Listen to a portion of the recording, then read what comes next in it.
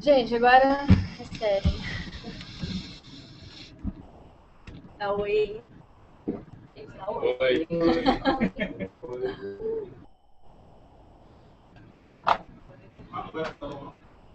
Não consegui. Falar nisso.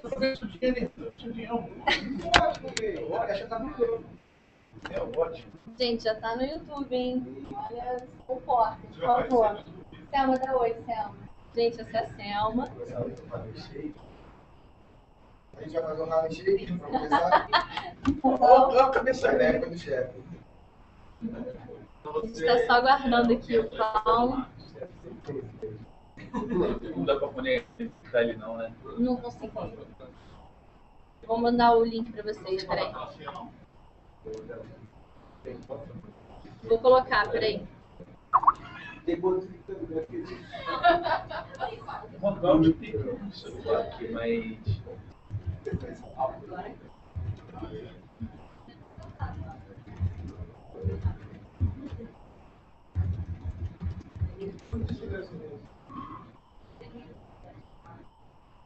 Só um minuto, gente. Só acertando os detalhes técnicos aqui.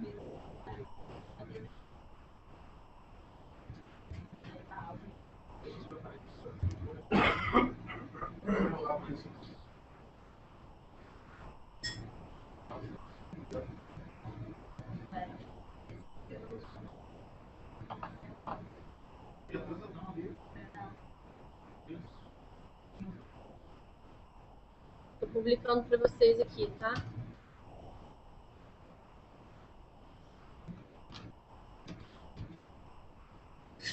Vocês viram o que eu fiz? Você tá usando ela tá usando ela de lado. Sabe que você é um personagem principal. Ninguém viu, ninguém viu. Agora eu tô assim, gente, o mouse não tá funcionando, gente. Desculpa, gente.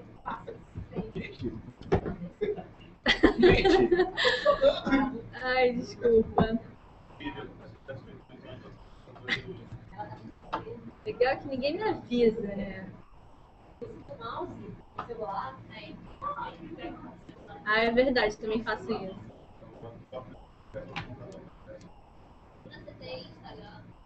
Bruna Maba. Tudo meu, Bruna Maba.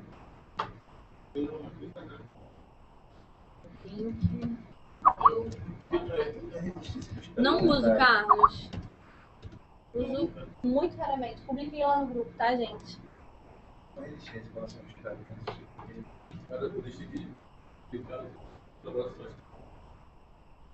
Sério? Não consigo, é costume, né? fica aí meio resistente, né? Você acha que é questão de costume mesmo? A gente já tá lá esperando, né? Não, eu tive que trocar o Hangout, aí ele não tá conseguindo entrar.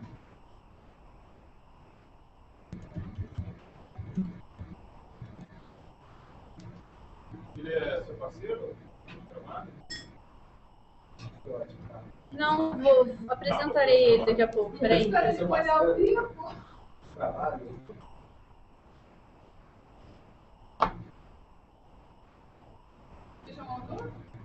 Tá no grupo. O link do YouTube tá no grupo. Foi. Será que eu publiquei no link errado? É que você não botou no comentário do... Ah, desculpa, eu botei no comentário da divulgação do Hangout. Tá a fotinha lá do Paulo.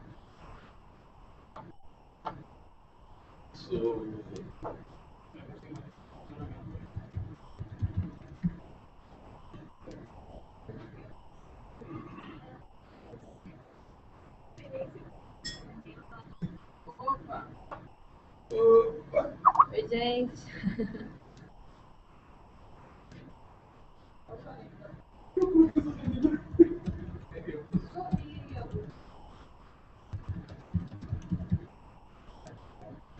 Tem um certo atraso, não tem? Certo atrás não.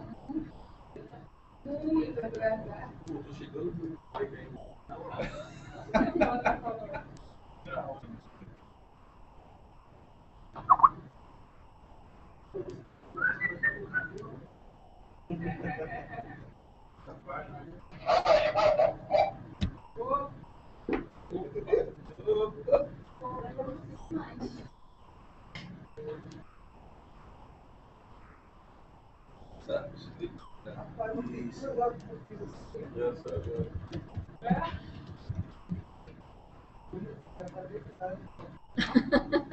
Exagerou. Petrópolis é meio longe.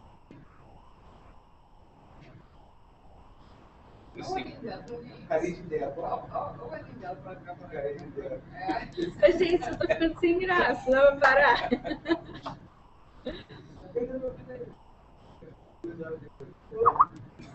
Cala.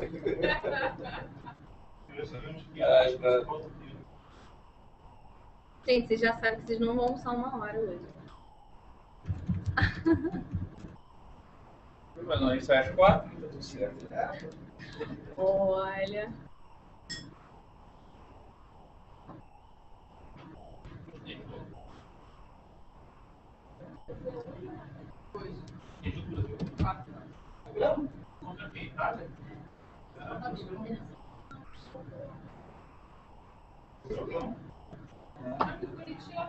É Salvador, né? Salvador.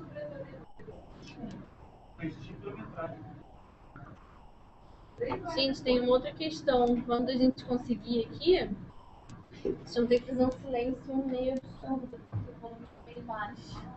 Tô usando o volume do notebook mesmo.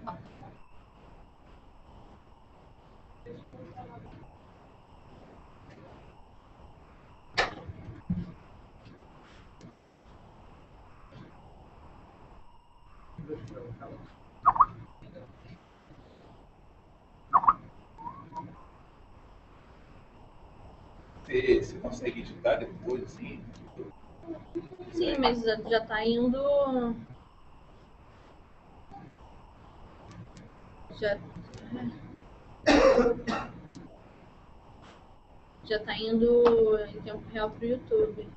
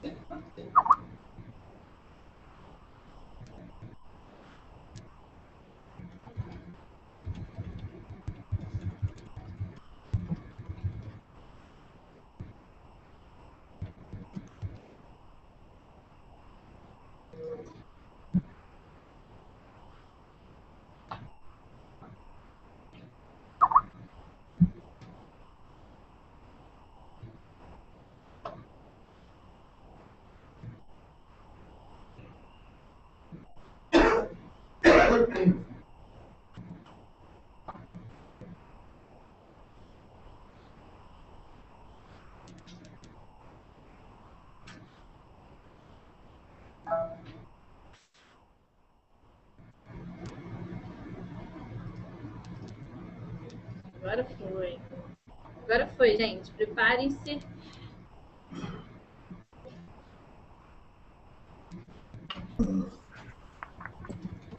Desculpa a confusão, fala. Tranquilo. Bom, vamos lá. Só abrir aqui.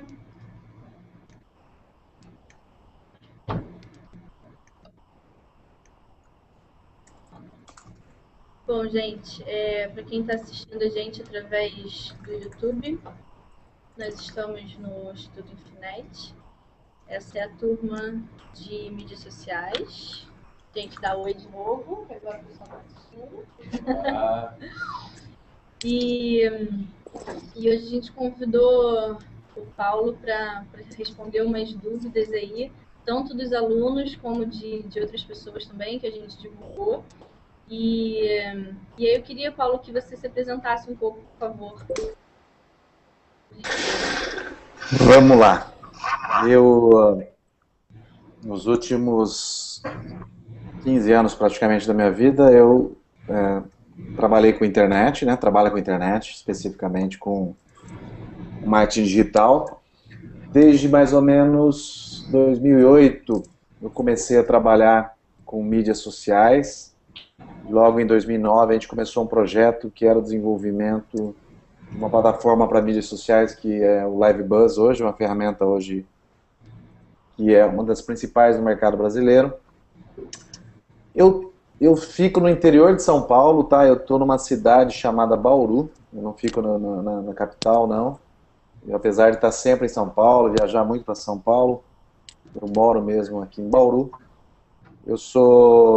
Criei essa startup em 2009, 2010 e em 2011 eu vendi essa empresa para a Dinamize e hoje o LiveBuzz é um produto da Dinamize. Até mais ou menos 60 dias atrás eu ainda atuava como diretor da Dinamize, como executivo da Dinamize.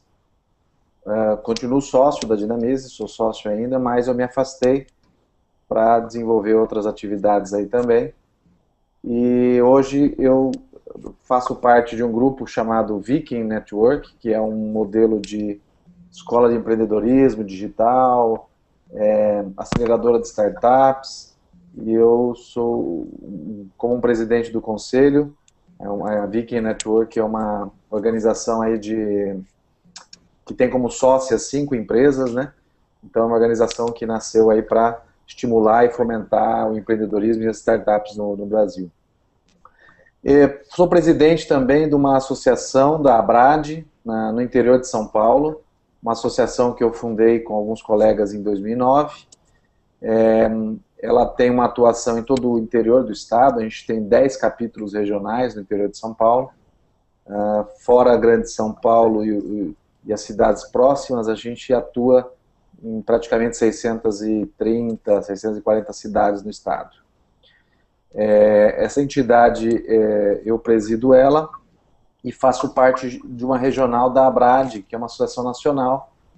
E na Abrad Nacional, ano passado, eu ajudei a fundar o Comitê de Mídias Sociais, onde a gente está desenvolvendo vários trabalhos interessantes. Provavelmente agora, até o final desse mês, semana que vem, deve sair o material na revista próxima do trabalho que a gente desenvolveu no comitê.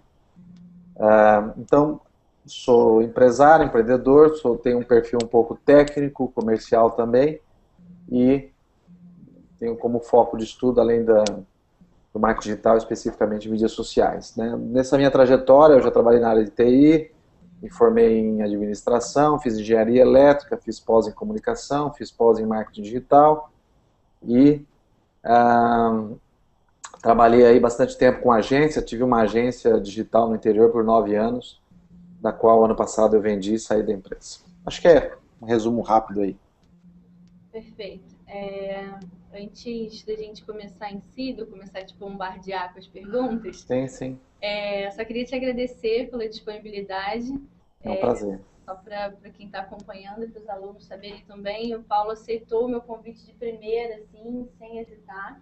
E só para você saber também, Paulo, essa turma é específica de mídias sociais, mas como a gente não tem como separar uma coisa da outra com relação ao marketing digital, eu abri as perguntas um pouco além das mídias sociais. Eu deixei elas abertas para marketing digital como um todo, tá? Legal. Podemos para a primeira? Manda ver. Vamos ver se eu consigo responder todas, né? Não, tudo bem, mas vamos lá. A primeira é da Simone. Simone, você quer fazer ou prefere que eu leia? Pode fazer. Então tá. Bom, a Simone disse assim: tenho visto muitas empresas pedindo um profissional que faça SEO, links patrocinados, que entenda de Google Analytics, que saiba HTML, cuide de conteúdo de sites e ainda das mídias sociais. Para mim é quase impossível que uma só pessoa possa fazer bem tudo isso. Mas qual é a tendência do mercado? Preferência pelo profissional generalista ou pelo especialista? Com o advento aí da comunicação digitalizada, dos processos aí e tecnologias digitais, a gente vê um desafio muito grande para o profissional de marketing, profissional de comunicação, né? Anteriormente, o profissional de comunicação era um profissional só de criação, de ideias, de estratégias. E quando a gente trata de marketing digital, a gente está falando de um profissional aí de números, de planilhas, de análises mais profundas. A extensão que a gente viu aí das formas de comunicar, das ferramentas de comunicar, trouxe para o profissional uma necessidade de conhecer outras tecnologias e não ser um profissional só de comunicação, mas que compreenda plataformas tecnológicas. Então o desafio é grande. Mas claro que quando você vê uma empresa pedindo de um único profissional tanta competência, tanta capacitação, talvez seja porque essa empresa está pedindo alguém para que também não invista tanto em mais profissionais, né? Ela quer... Talvez isso seja até mais comum no interior ou em pequenas empresas, um profissional que possa fazer tudo, né?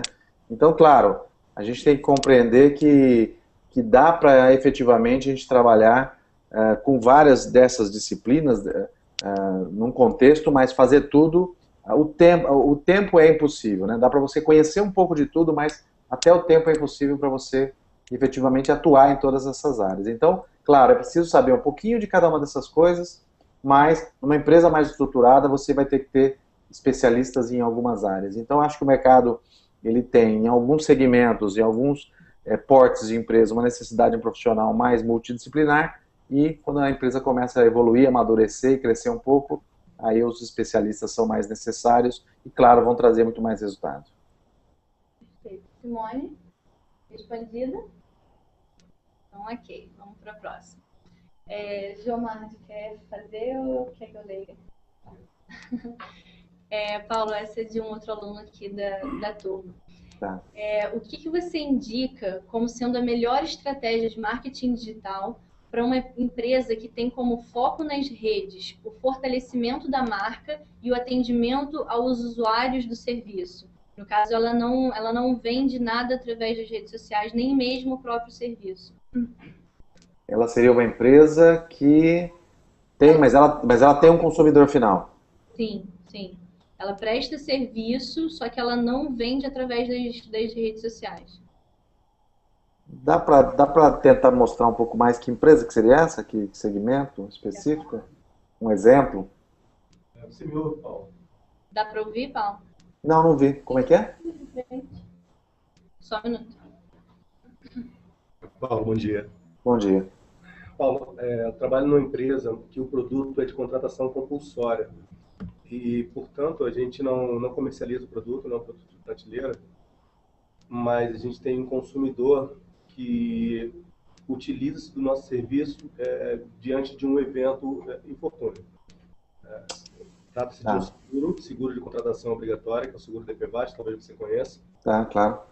Então, e os usuários do nosso produto são as pessoas que sofrem acidentes no trânsito, ficam inválidas ou têm despesas ou que perdem os seus entes num acidente de automóvel. Tá, entendi.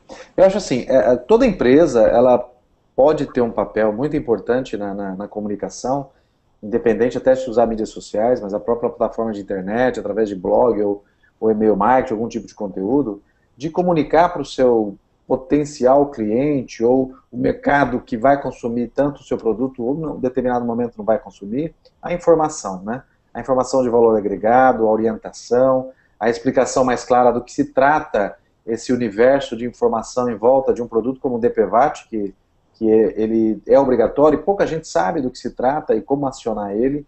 Então, a empresa ela precisa ser líder desse conhecimento, ela precisa ser líder dessa informação e mostrar para esse consumidor, seja ele direto ou indireto, e mesmo que o momento dele não seja consumir, comprar o produto diretamente, mas ele vai consumir de alguma forma, tratar da orientação para que ela possa ser lembrada, né? Então eu vou me lembrar de empresas que ao longo do tempo me deram uma informação de valor agregado e se relacionaram comigo. Então eu acho que o conteúdo de valor agregado, o marketing de conteúdo é uma coisa extremamente relevante, importante para qualquer tipo de empresa, e nesse caso também ela vai poder se utilizar. Quando a gente fala em atendimento, né, imagina você tratar desse assunto e começar a receber centenas e milhares de pessoas tentando tirar dúvidas com você, perguntando para você, olha, eu estou com um problema específico aqui de DPVAT, você pode me ajudar? Claro, isso gera um esforço da empresa, gera uma necessidade de equipe para responder, mas a empresa pode oferecer um belo serviço e aí obter resultado disso e retorno disso, porque ela pode se posicionar melhor no mercado. é o desafio aí. Eu acho que não tem nada muito pronto, né? Não tem modelos muito prontos.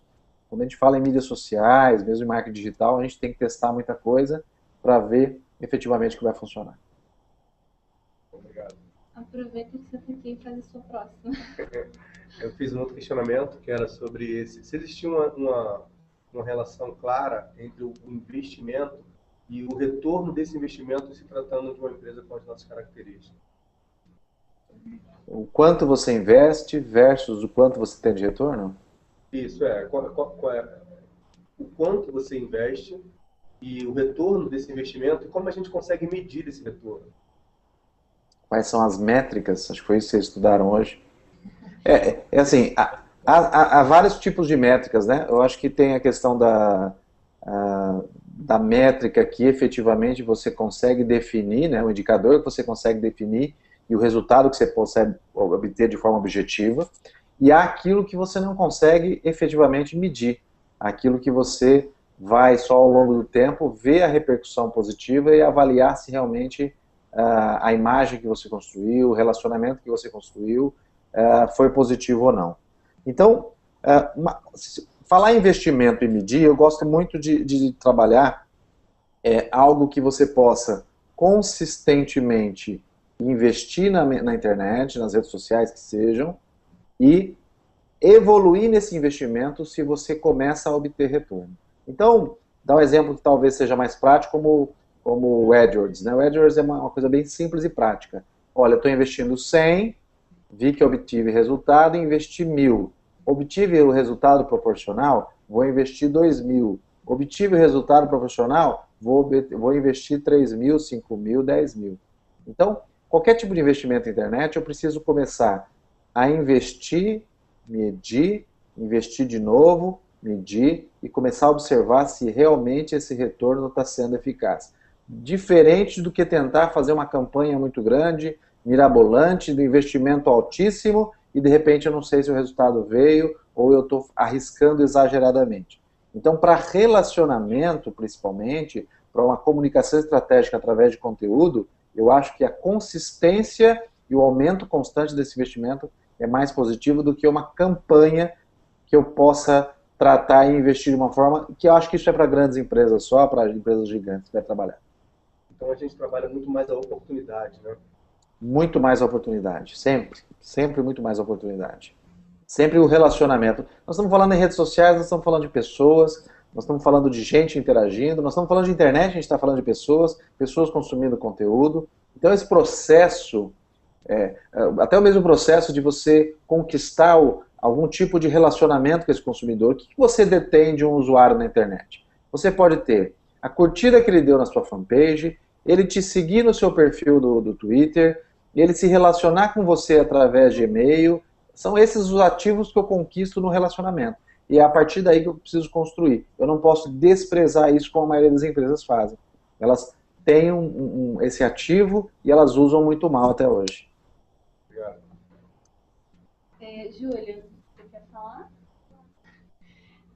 Paulo, a gente começou a falar um pouco de monitoramento e métrica hoje, e uma pergunta da Júlia quais são os erros mais comuns quando a gente fala de métricas? Se você consegue pontuar alguma coisa nesse sentido.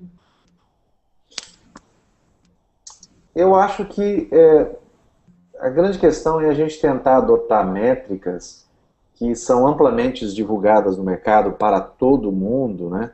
E essas métricas que são amplamente divulgadas para o mercado, eu adotar elas e achar que elas servem sem questionamento nenhum para o meu negócio e para o meu modelo de negócio. Eu preciso sim entender qual é a ferramenta de comunicação que eu estou usando, quais as métricas que são envolvidas nessa ferramenta de comunicação, tentar cruzar o máximo de informação e ver o resultado que eu quero atingir. Não adianta eu estabelecer métricas apenas para que me agradem, né? Métricas de vaidade, se efetivamente eu não estou buscando um objetivo bem claro. Meu objetivo é eu atingir 1.000 pessoas que curtiram minha fanpage, ou meu objetivo é eu me relacionar com 1.000 pessoas e conseguir converter elas em algum tipo de relacionamento mais direto através de um e-mail, através de um relacionamento contínuo que ela se comunica comigo, até mesmo o consumo de algum produto de informação que eu tenho, e aí, no final, ela fechar algum negócio comigo e comprar. Então, não adianta eu trabalhar só com métricas intermediárias que agradam muito a agência que quer mostrar o resultado de um trabalho, mas não agradam o resultado final do cliente que quer efetivamente fazer negócio na internet de alguma forma. Eu posso querer vender, né, para obter lucro imediato de uma venda, mas eu posso também querer fazer uma grande base de relacionamento que vai fazer eu vender. Eu simplesmente ter 1000 pessoas que curtiram minha fanpage, eu não consigo ter contato nenhum com essas 1000 pessoas, não tenho garantia de relacionamento com essas 1000 pessoas, mas eu poderia desenvolver algum outro tipo de ação para que essas 1000 pessoas tivessem algum tipo de ativo de relacionamento mais consistente, né? O que seria um ativo de relacionamento mais consistente? Ainda é o e-mail. A gente pode falar em redes sociais, a gente pode falar em curtir, em postar, mas a gente não tem gestão nenhuma sobre o conteúdo que chega até as pessoas que curtem a fanpage. Ainda o ativo mais consistente é eu conseguir um contato direto com essas pessoas, no caso, é eu conseguir efetivamente obter um e-mail, por exemplo, dessas pessoas, que é muito mais consistente. Ok? Eu não sei se você concorda, mas a gente estava conversando mais cedo sobre esse assunto, e eu acho que o erro mais, eu imagino que o erro mais comum falando em métricas é você delimitar as métricas, você mensurar, mas você não fazer nada com os dados que você consegue extrair, né? Principalmente que hoje a gente tem muitas ferramentas poderosas que que transformam muitos dados em informações, e aí há uma dificuldade de transformar essas informações em conhecimento, né? E um conhecimento bem analisado pode criar a inteligência, né? A inteligência que eu preciso criar a partir desse conhecimento, ela depende de pessoas, ela não depende de software, né? Então o software ele te entrega tantos números, tantos dados, tantas informações, que efetivamente muitas vezes as empresas não fazem nada com esses dados, né? Não fazem nada com essas informações. E tem que analisar uma série histórica, né? Quando eu falo em estatística, é série histórica. Eu preciso entender o que está acontecendo. E, realmente, Bruno, é isso mesmo. As empresas acabam tendo muita informação, muitos dados, e não fazem nada com isso. Uma outra pergunta da Júlia. O que você considera como sendo um diferencial de uma empresa ou profissional de mídias sociais? Eu entendo essa pergunta pelo lado, Júlia, se eu estiver errado. Tá. O que ela quis dizer é qual o fator decisivo na hora de você decidir por uma empresa ou por um profissional. O que é o diferencial?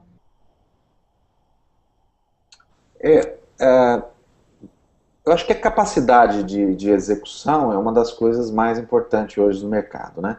A capacidade de entrega é uma das coisas mais importantes. Então, se eu fosse avaliar uma empresa ou fosse avaliar uma pessoa e ela já tem um histórico, o primeiro histórico que eu ia avaliar dela é quais foram as entregas que ela já fez, quais foram os projetos que ela atuou, qual foi o resultado que ela obteve, qual foi o histórico profissional que ela construiu de entregas, né? Isso eu acho uma das coisas mais importantes para avaliar, principalmente a empresa e talvez o profissional.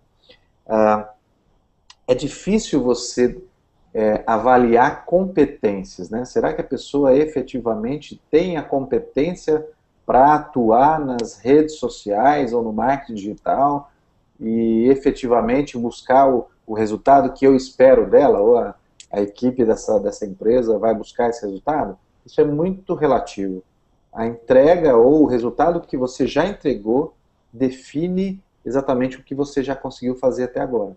Então isso é extremamente importante. Não sei se respondi do jeito que poderia dar para avaliar, mas é o mais prático que a gente pode encontrar. Uhum. Agora, João, muda um pouquinho de assunto, mas está dentro do mesmo assunto. Você pode fazer? Pode ir. Tá.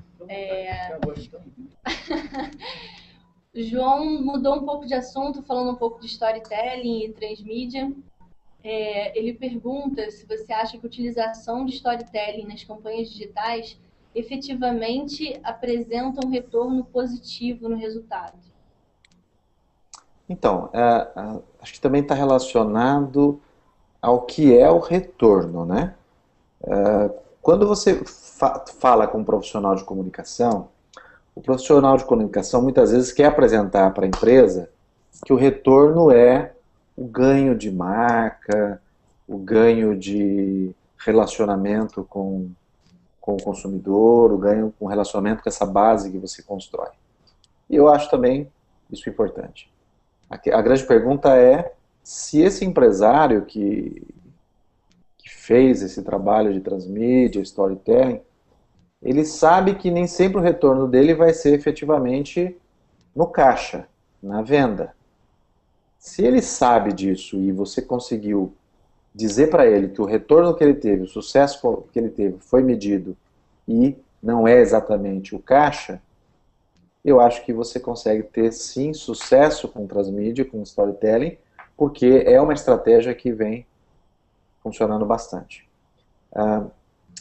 Eu acho que há ainda muito o que se fazer, há tudo muito novo, porque são poucas empresas que ainda perceberam o potencial de algumas estratégias novas que podem ser desenvolvidas utilizando a internet. Então, como a gente tem ainda pouca cultura da utilização de algumas ferramentas, principalmente pelos empresários, e principalmente por uma geração de empresários que está vivendo uma relação muito nova com a mídia, uma mudança muito grande, né? A gente pode ver até nessas manifestações, esses protestos, uma mudança muito grande no comportamento do próprio povo brasileiro. Para o empresário mais tradicional, é tudo algo muito novo, muito distante, que ele ainda está esperando ver acontecer e descobrir, porque ele não sabe se isso efetivamente é o resultado que ele quer ter e obter, né? Então, o profissional de comunicação sempre vai ter a métrica de resultado, muitas vezes de marca, e o empresário, muitas vezes, a métrica do resultado em caixa. Então, é isso que você vai ter que ajustar. Mas sim, a estratégia é fantástica. Hoje, games utilizando storytelling também, eu já vi alguns trabalhos fantásticos também. Aí temos que começar a propagar e divulgar mais isso para construir uma cultura em cima disso para o mercado. E aí, ainda aproveitando o gancho, ele queria saber também sobre a questão da transmídia. Se é possível esse tipo de marketing para qualquer tipo de produto, uma marca contando determinada história em vários tipos de plataformas, se isso funciona para qualquer tipo de produto, qualquer tipo de serviço. Então, eu acho que funciona para uma grande maioria, mas eu acho que é só o case realizado, o trabalho feito, que a gente pode efetivamente medir, né? A gente tem que também está construindo novos cases e medindo e mostrando ao mercado que isso efetivamente funciona.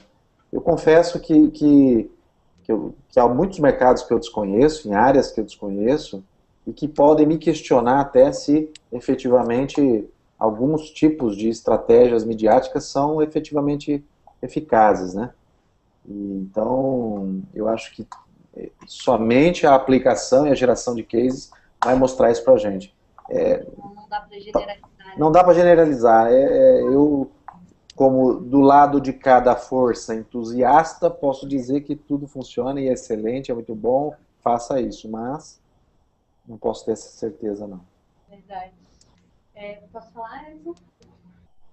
O Edson tem umas questões um pouco mais abrangentes, mas dá pra gente focar também. Ele pergunta se a gente pode considerar que as redes sociais são uma ferramenta de marketing. As redes sociais são a ferramenta. Porque tem aquela máxima de que o composto de marketing é X, Y, Z. E se as redes sociais, elas entram em alguma dessas etapas ou elas são uma nova ferramenta? Se a gente for discutir conceitos nesse nível, a gente tem um problema muito sério, né? Alguns cursos de comunicação dizem que o marketing está abaixo da comunicação. Na administração, a comunicação está abaixo do marketing, né? Então, assim, eu acho que mídias sociais, redes sociais, são plataformas, inclusive, de vendas. Eu acho que isso aí já é um questionamento maior ainda. Então, redes sociais são, sim, ferramentas de marketing, né?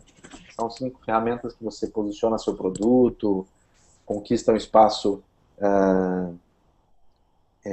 importante no relacionamento com o consumidor, você efetivamente consegue trabalhar na comunicação e no atendimento questões relacionadas a preço, e você pode concluir isso com possibilidades de negócios e vendas, sim.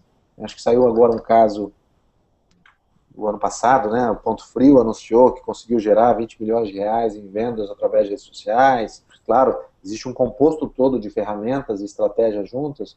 A Tecnisa também anunciando que consegue gerar vendas usando redes sociais. Então, não dá para questionar mais que uma plataforma onde temos aí 70, como o Facebook, 70 milhões de consumidores, não é uma plataforma que efetivamente eu posso estabelecer ações mercadológicas ou mesmo de vendas. Acho que não tem como questionar mais isso, não.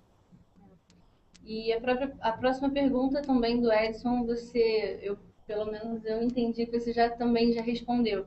E fazer essa pergunta para você, para mim ou para qualquer profissional, eu acho que é um pouco tendencioso, mas na sua opinião, o marketing digital realmente funciona? Dá bom retorno a qualquer tipo de negócio? Eu acho assim, há uma migração do acesso e da constante absorção de informação das veículos tradicionais para a internet, né? Quer dizer, nós estamos presentes aí no Facebook o dia inteiro, no Twitter, no Google Plus, vendo vídeo do YouTube. Eu estou dividindo o meu tempo entre fazer isso e ler um jornal, entre fazer isso e ler uma revista, entre fazer isso e assistir a TV. Então, onde o consumidor está, eu acredito que é um espaço aí para desenvolver qualquer tipo de ação para esse consumidor e efetivamente eu ter resultado. Então, sem dúvida nenhuma, o marketing digital está mais do que estabelecido aí como um composto de ferramentas, estratégias que podem dar resultado. E aí, outra coisa muito importante, né? Muitas vezes com um custo muito menor do que campanhas tradicionais, né?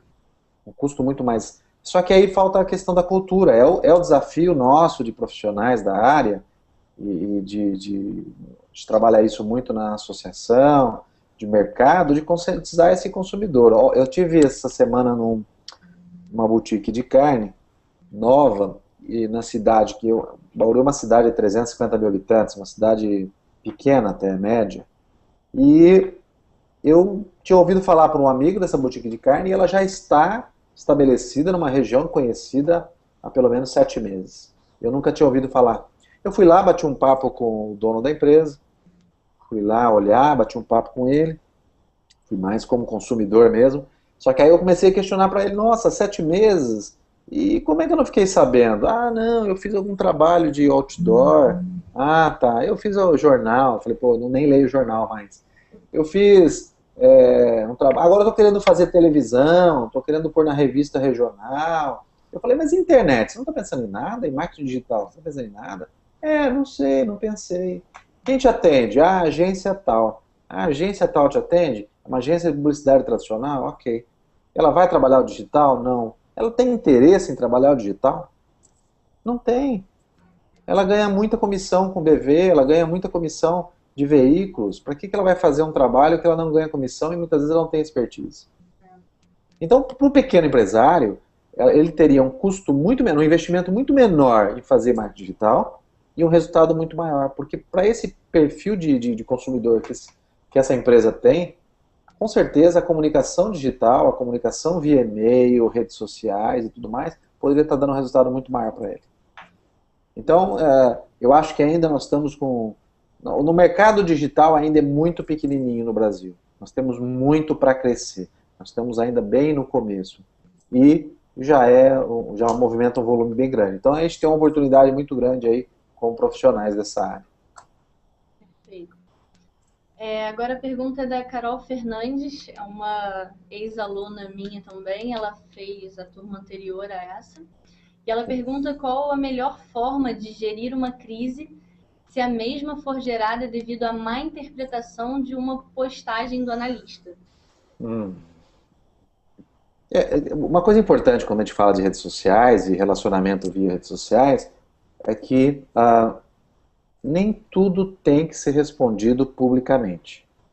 As pessoas acham que a transparência é eu entrar numa discussão dentro das redes sociais e começar com essa discussão sendo pública para todo mundo ver. Nem sempre isso resolve o problema. Isso, na verdade, só vai fazer com que as pessoas queiram discutir mais, debater e repercutir, né? Então, assim, por um erro de um analista, né, então, talvez um profissional que cometeu um erro mesmo, não estava tão bem preparado para atuar, muitas vezes a melhor forma de relacionamento é você falar menos e, claro, tentar entrar em contato diretamente com as pessoas principais que geraram essa crise de uma forma privada, para que você consiga resolver a origem do problema, tá? Quem foi realmente impactado com essa mensagem ruim, quem foi realmente... E, claro, uma empresa tem que fazer o papel de uma pessoa, né? Atrás de empresas tem pessoas, e uma empresa passa nesse novo universo de mídias sociais a ser uma pessoa que pede desculpa, que recua, que diz que errou, que assume seu erro e apaga essa mancha do seu histórico e bola para frente. Então, talvez esse seja o maior desafio das empresas hoje, ter pessoas que são extremamente humildes e consigam gerir a empresa com essa percepção. Legal. Uma outra pergunta da Carol. De acordo com a evolução do marketing digital, qual seria, na sua visão, a previsão para os próximos passos? Que rumos profissionais desse ramo devem tomar? Acho que vai muito de acordo com o que você acabou de falar, né? Que o Brasil ainda está engatinhando, a gente ainda tem muito pela frente. Eu acho que a gente tem muito pela frente. Eu acho que o desafio de quem atua nessa área é estudar, né? Ficar atento a tudo que aparece, tudo que surge de novidade. Não adianta ir muito na onda das pessoas que querem dizer que aqueles mais adeptos a mídias sociais dizem que mídias sociais é tudo, aqueles mais adeptos a Google AdWords dizem que o Google Ads é tudo. Na verdade, você tem que ter uma percepção crítica maior de cada uma dessas ferramentas, porque na prática elas são ferramentas, e o tempo todo olhar o comportamento do consumidor. Qual a mudança do comportamento do consumidor nesse contexto todo de plataforma de internet, relacionamento na internet. Então, isso que é importante. Não dá para saber qual é o futuro prático disso, mas o consumidor é o que você realmente tem que dar foco e observar. Ainda um pouco dentro desse panorama de futuro e o que a gente está engatinhando, tem uma pergunta da Alessandra que vai bem de encontro a isso. A Alessandra é uma profissional de comunicação também. Ela é de Americana, São Paulo, e ela gostou da ideia do Hangout, mandou várias perguntas para a gente. Então vamos lá. Percebo que as estratégias de marketing na internet ainda estão muito vinculadas à propaganda impressa, mesmo com tantas possibilidades de interação. Você concorda com isso? Por que isso acontece? Existe mesmo essa dependência dos meios tradicionais? Até no sentido de, eu crio uma página no Facebook, mas eu divulgo ela num anúncio impresso para poder startar, alguma coisa nesse sentido. Eu acho que pode ter três aspectos diferentes, 4 aspectos diferentes. O primeiro aspecto depende do perfil do negócio, né? De que tipo de negócio a gente está falando, de atuação, de ramo, de indústria que a gente está falando. Isso pode definir uma necessidade, porque muitas vezes o público efetivamente precisa ter um outro suporte de comunicação como o próprio impresso, né? Então, eu poderia falar que empreendimentos imobiliários têm uma importância na entrega de um folder altamente produzido que mostre características desse empreendimento, condomínio, prédio, que eu vou adquirir e tem um alto valor agregado. Então ele tem uma importância eu ter esse impresso e, claro, eu utilizar a divulgação na minha fanpage ali pode complementar as informações desse próprio folder, da empresa e tudo mais. Então um aspecto talvez seja a indústria que a gente está falando. Outro aspecto pode ser a questão geográfica, né? talvez a gente tenha, eu percebo porque eu estou no interior, eu comando lidero uma associação no interior de São Paulo, e claro que no interior a gente tem um acesso diferente à internet, uma utilização diferente da internet, onde os veículos ainda mais tradicionais, e principalmente impressos, ainda tem uma forte contribuição na comunicação. Então esse pode ser um outro aspecto que a gente tem que avaliar. Agora, se eu entender também a questão do aspecto da cultura de quem presta o serviço, do profissional de comunicação, da agência, e a cultura do empreendedor, eu posso observar que isso pode ser distinto. Eu posso ter ações puramente focadas na internet, porque essa empresa conseguiu construir um ativo de relacionamento com os seus consumidores digitais muito forte, conseguiu conquistar e aumentar esse ativo constantemente, e aí ela consegue se relacionar quase que puramente pelos meios digitais. Então, também vai da cultura de quem está contratando e prestando esse serviço para poder evoluir efetivamente e ter um resultado aí que seja importante e consiga ser puramente utilizando a internet. Eu acho que já vi bastante empresas trabalhando dessa forma hoje também. Próxima pergunta, do Bruno Priori. Ele é profissional de marketing, trabalha na equipe de marketing da Universidade Católica de Petrópolis. Ele diz que acho que o grande lance das redes sociais no Brasil é entender como é o comportamento do brasileiro presente nesses ambientes. Percebo que é muito diferente do resto do mundo. Então, gostaria de saber a sua visão. O brasileiro usa as redes sociais como o resto do mundo? Por que esse comportamento, se for diferente ou se for mais ou menos o mesmo? Dá para observar, acho que todo mundo está vendo no seu timeline aí do Facebook, que vivemos um momento em que todos os nossos amigos ou vão para as manifestações, para os protestos, ou estão protestando e se manifestando nas redes sociais, e nosso timeline nos última semana aí puramente é isso, né? A discussão, 99% do que a gente vê de postagem é sobre esse assunto. Se não for sobre esse assunto, é sobre Big Brother. Se não for sobre Big Brother, é sobre futebol. Se não for sobre futebol, é um pouco de religião, é um pouco de assuntos mais profissionais. Eu costumo dizer que as redes sociais são o reflexo da sociedade, né? O que a gente vê nas redes sociais é muito daquilo que a própria sociedade está falando, se expressando, reclamando, contribuindo. Então, dá para entender que se o Brasil ele é diferente em todo o contexto mundial como sociedade, nas redes sociais ele também vai ser diferente no seu comportamento e no tipo de conteúdo que ele vai postar.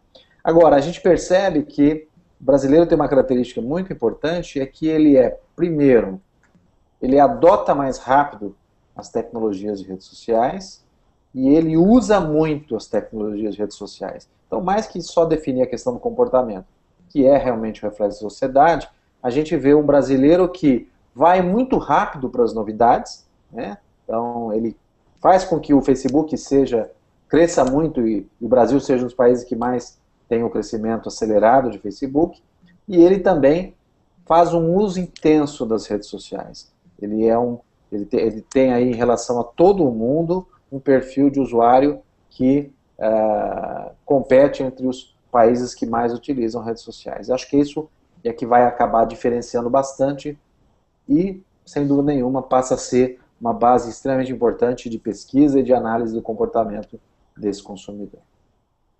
Okay. Você falou um pouco das manifestações, eu acho que era inevitável não ter uma pergunta sobre isso, né?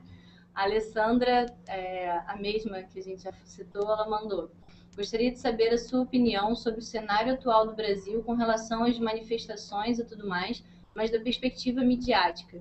Como as redes sociais ajudaram esta que podemos chamar de revolução, e qual foi realmente a ordem? Se a revolução foi iniciada nas redes sociais, ou se as redes sociais foram instrumentos de disseminação apenas e não de criação? Eu acho que as duas coisas. Eu acho que o movimento ele se iniciou por um fato gerador que não estava nas redes sociais, e como o brasileiro está nas redes sociais, é impossível de que ele não automaticamente se expressasse, né, automaticamente, imediatamente se expressasse nas redes sociais. Então é como eu pensar que existe hoje em dia o online e o offline. Não existe mais o offline. Eu estou online o tempo todo, então eu estou vendo a notícia ou presenciando que algo está errado, ou que eu discordo, ou que eu não gosto, em qualquer lugar, eu pego meu celular e posto nas redes sociais.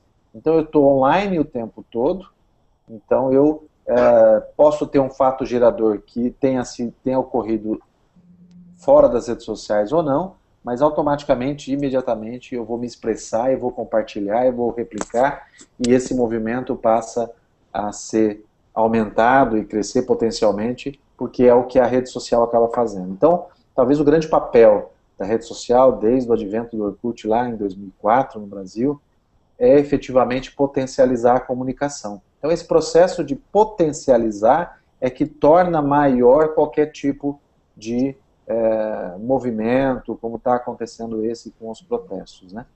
Eu acho que também tem um fator importante que, talvez um fato importante, que é a mudança de um movimento que tratava de um aumento de 20 centavos para um movimento e protestos agora em relação a Dilma, né? Então, quem está fazendo análise das hashtags e discussões, você vê que eles partiram de um movimento tratando de 20 centavos como um problema de aumento e falta de serviço decente para o transporte urbano, passaram a migrar isso aí para governo, Dilma, prefeitos, vereadores, e claro que aí a grande contribuição da rede social, porque ela ajuda a essa comunicação ser distribuída e potencializada de uma forma muito ágil.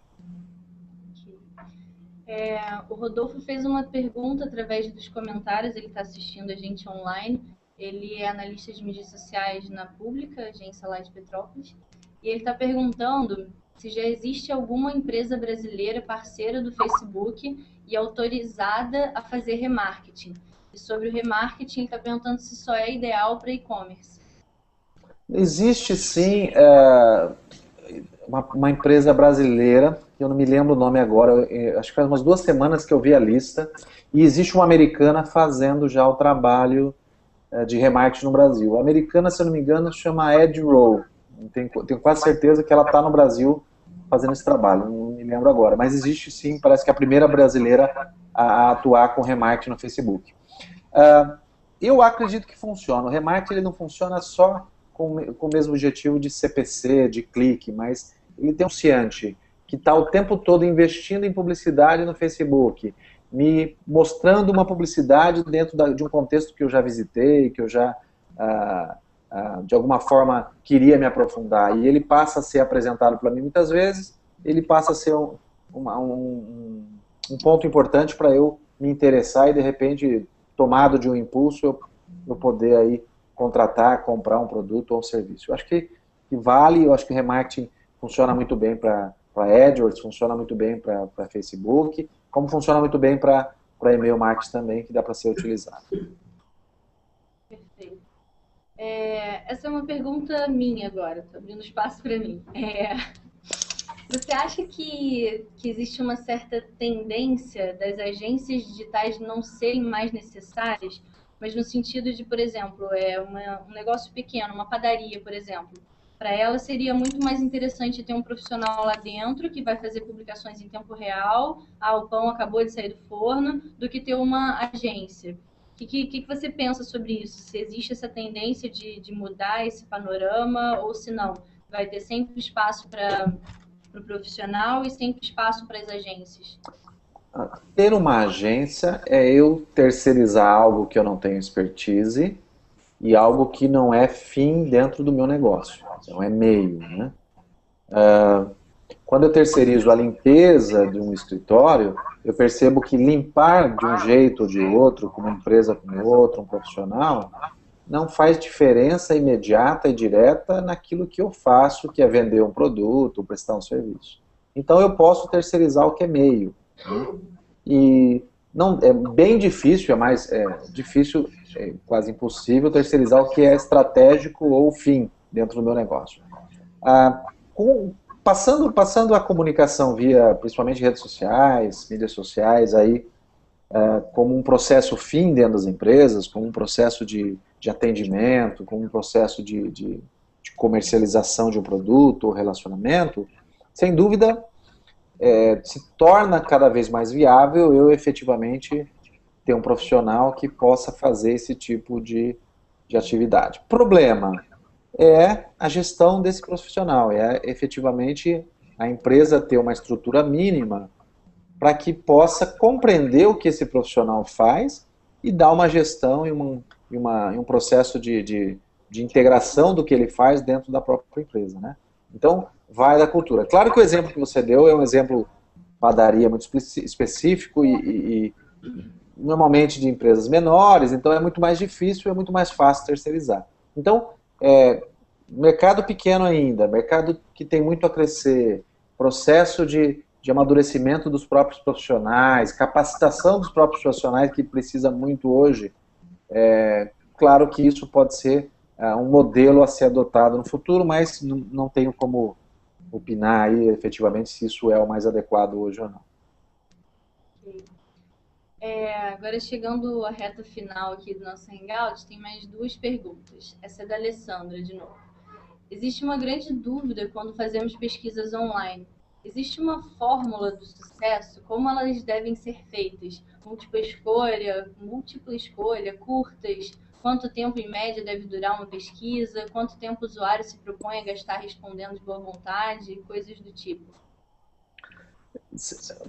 Fazer uma pesquisa, né, tradicionalmente, aquelas principalmente que eram feitas antes na rua, porta a porta, e depois de alguma forma passou para a internet, é alcançar pontualmente um usuário, uma pessoa que possa te dar um parâmetro daquilo que você quer avaliar.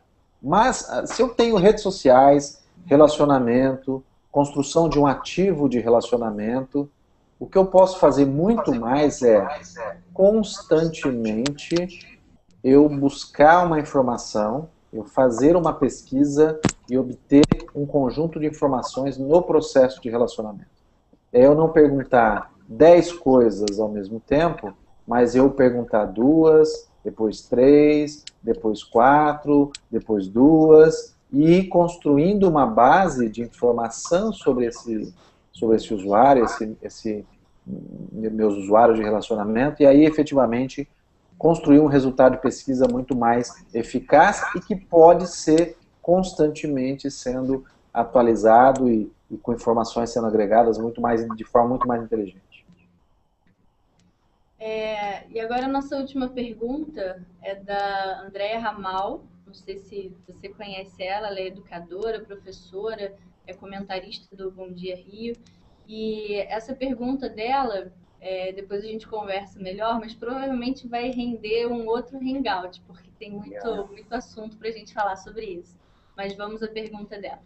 Pelo lado dos educadores, nós falamos muito de que as redes sociais podem ser usadas de forma educativa. Por exemplo, para conscientizar, para discutir temas de pesquisa, para fazer trabalhos em grupo, nas chamadas redes de aprendizagem cooperativa e etc. O problema é que o jovem vê as redes como diversão, socialização e de um modo até superficial. Da mesma forma como se rejeita a publicidade e o marketing na rede, se rejeita tudo que é educativo. Que conselho o marketing poderia dar aos educadores para usar esse poderoso ambiente de aprendizagem? Quando a gente começa a falar de educação, a gente tem um problema de educação de base, principalmente vindo da própria família e não só da escola, né, das universidades. Eu costumo dizer que existe um certo gap entre as atuais gerações, onde um pai e uma mãe muitas vezes não quer entrar nas redes sociais, não quer participar ativamente das redes sociais, e o filho quer, e o filho está lá presente, o filho se relaciona dentro das redes sociais, e o pai acha que é bobeira, que é só brincadeira, que é só diversão. e deixa de ser o amigo do filho, de curtir o que o filho posta no Facebook e se relacionar com o filho ali também.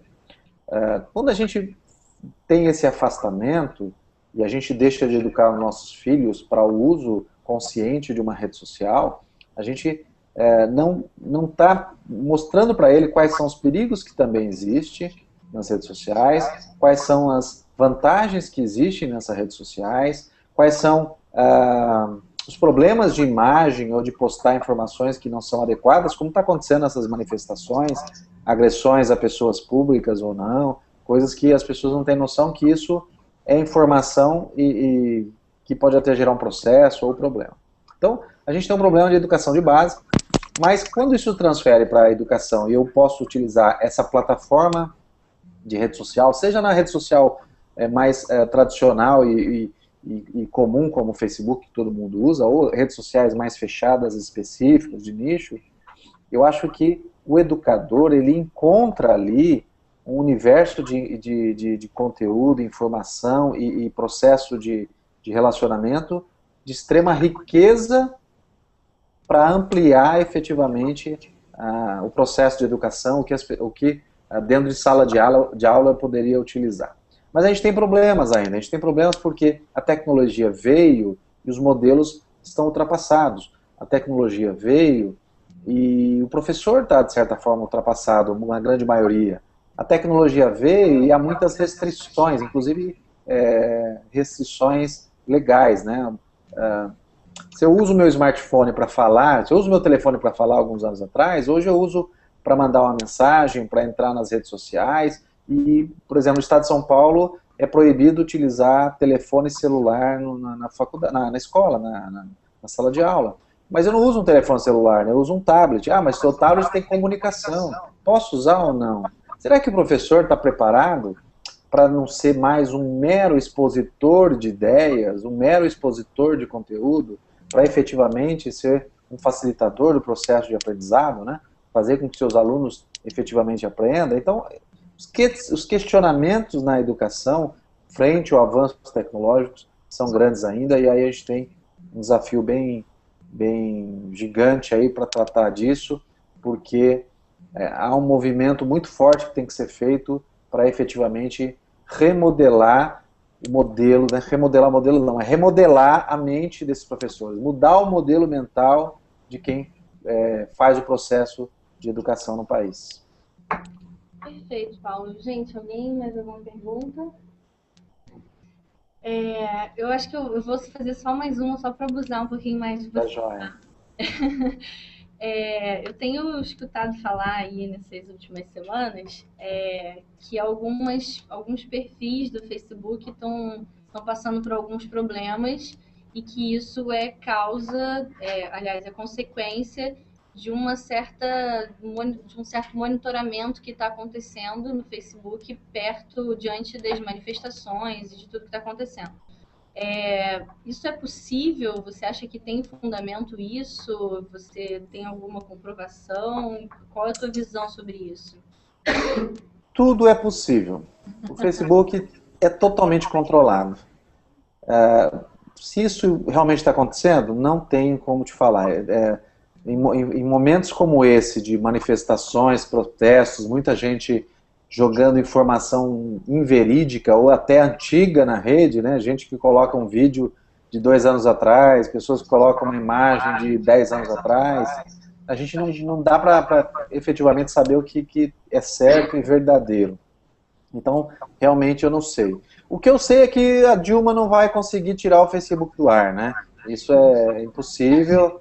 Estão falando até isso, que segunda-feira o Facebook estará fora do ar.